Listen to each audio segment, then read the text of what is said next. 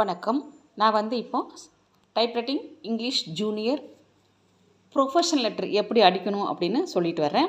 இப்போ professional letter அப்படின்னா என்ன அப்படின்னு அர்த்தம்? அதாவது ஒரு என்ஜினியரோ, லாயர், டாக்டர் போன்ற தொழில் புரியும் நபர்கள் எழுதக்கூடியது தான் ப்ரொஃபஷனல் லெட்டர் அப்படின்னு அர்த்தம். இப்போ நம்ம மார்ஜின் எப்படி செட் பண்ணுறது அப்படின்னா, மார்ஜின் 10 to 70. லெஃப்ட் மார்ஜின் 10ல் வச்சுக்கோங்க, ரைட் மார்ஜின் 70ல் வச்சுக்கோங்க. நெக்ஸ்ட்டு இப்போ நம்ம 2 இன்சியல் சேர்த்தி வந்தால் வின்னு கொடுத்துருக்காங்க. அந்த 2 இன்சியல் சேர்த்தி வரும்போது அதை சேர்த்தி அடிச்சுட்டு டாட்டுக்கு வைக்கணும். டாட்டுக்கு பின்னால் ஒரு ஸ்பேஸ் கொடுக்கணும். எப்போவுமே டாட் வந்துச்சுன்னா ஒரு ஸ்பேஸ் கொடுத்துக்கோங்க.